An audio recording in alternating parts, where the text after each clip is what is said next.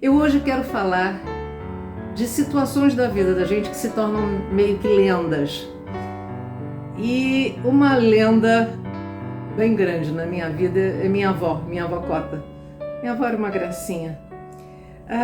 Ela significava muito para mim, pelo que simbolizava. Ela era um marco de longevidade, de coragem, de resiliência. Venceu, suportou e venceu tanta coisa ruim na vida, perda de filhos e etc. E superou tudo isso de uma certa maneira bem. Como exemplo, menos de 30 dias depois que completou, teve a festa, a grande festa dela dos 100 anos, que eu falo aqui nesse vídeo, ela perdeu uma filha. Dos 3 que restavam, dos 11 que teve, ela perdeu uma filha. E muito triste, muito abatidazinha, eu fui dar um abraço nela e ela disse para mim uma coisa que me marcou para o resto da vida. Minha filha, você não imagina a dor de se perder um filho. Aos 100 anos ela não merecia passar por aquilo. Ela já estava na época de os filhos ficarem e ela ir embora, mas ela teve que passar por isso. E, enfim, ela venceu mais essa etapa. Pouco tempo depois levou um tombo, não mais pôde andar, tinha que ser carregada. Ela nunca foi muito levinha, mas ela era carregada no colo pelas enfermeiras e etc. Mas sempre gostou de comemorar alguma coisa. Ela estava em todas as festas. Fosse bodas de prata, fosse 15 anos, fosse casamento. Minha avózinha estava lá com o lencinho dela no pescoço, até parecia com esse que eu estou usando aqui, com o lencinho dela no pescoço, e estava ela presente. E meu sonho era que ela estivesse presente no dia em que eu me casasse.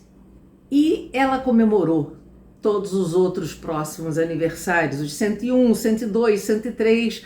Papai levava um seresteiro para tocar e cantar para ela e com ela, porque ela cantava. E isso tudo eu tenho registrado em foto. Então são coisas que eu, quando duvido, será que isso aconteceu? Vou lá, eu tenho a foto. Mas há coisas na vida que você não tem foto. Voltando à minha avó, Paulo, meu marido, adorava conversar com ela sobre o passado, a longevidade dela, né? Então ele sempre gostou de história, então ele puxava assuntos de história da época dela, principalmente a ida de Dom Pedro II a Campos para inaugurar a luz elétrica. A minha cidade, Campos dos Goytacazes, foi a primeira cidade da América Latina a ter luz elétrica. E Dom Pedro foi lá para inaugurar a luz. E minha avó foi lá para o meio de todo mundo, para a cidade, para vê-lo. E meu marido então ficava instigando ela para ver a memória dela, quantas andava. Quer dizer que ele chegou de avião? Ela, não! Ele chegou de vapor pelo Rio Paraíba do Sul. Então, ela era uma gracinha, ela tinha ainda uma memória boa, mas eu sei que ela não concordava muito com a situação, se formou com o meu namoro com meu marido. Meu marido era desquitado na época, e o desquitado era um renegado. Ele não tinha o direito de casar de novo, de constituir nova família, porque o Código Civil brasileiro não permitia. Então, eu namorava ele, mas não podia casar. Eu sei que tanto minha mãe fez porque ela queria fazer meu vestido de noiva, eu não sei o que eu casei na igreja brasileira, que era uma igreja que aceitava casar os desquitados. No dia do casamento, minha avó já estava bem caidinha, ela veio a falecer 34 dias depois do meu casamento. Eu, quando saí do salão toda bonitona, penteada, unhas feitas, maquiada, atravessei a rua e fui na casa da enfermeira onde ela morava. E fui lá e disse para ela, vovó Cota, eu vim pedir a sua bênção, hoje eu vou me casar. Ela já estava já estava no finzinho, já estava bastante esclerosada, como a gente dizia na época, que hoje a gente fala em demência, em Alzheimer. Ela estava já esquecida, não falava coisa com coisa, e eu achei que ela não fosse ter reação, que eu iria pedir a bênção dela, mas ela não ia nem saber o que ela estava fazendo. E ela então virou-se para mim e disse assim, minha filha, não liga porque essa gente fala não, trata de ser feliz.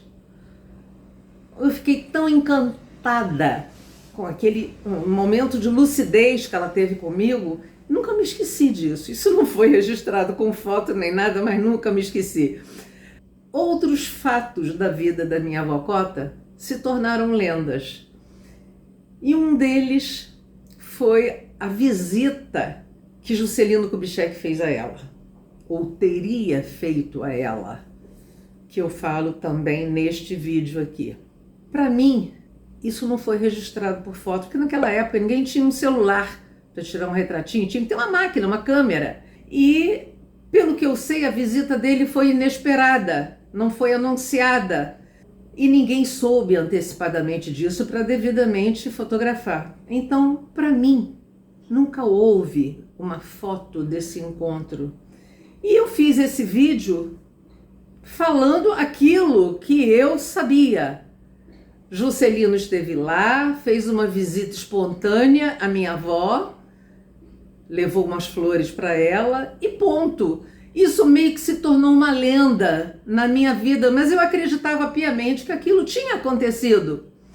Quando eu fiz o vídeo, minha prima, Valéria, ela me mandou uma mensagem na hora: Márcia, eu achei lindo o vídeo com vovó Cota, só que tem foto sim desse encontro. Eu tenho uma foto desse encontro. Eu digo, então você vai procurar, porque eu nunca soube de que esse encontro tinha sido fotografado. E eu não dei sossego à Valéria até ela me mandar a foto. E a foto finalmente chegou às minhas mãos. Fiquei tão satisfeita porque foi uma lenda que se desfez. Eu nunca soube que ninguém da família tivesse estado presente a esse encontro. E deixou de ser lenda para ser uma realidade. Ele já era real virtualmente, vamos dizer assim. Mas agora ele é real porque ele tem fotos desse encontro. E eu fiquei feliz porque minha avó realizou, então, antes de partir, 2 grandes sonhos da vida dela. Um deles foi ter a festa dos 100 anos. E o segundo deles foi conhecer Juscelino Kubitschek.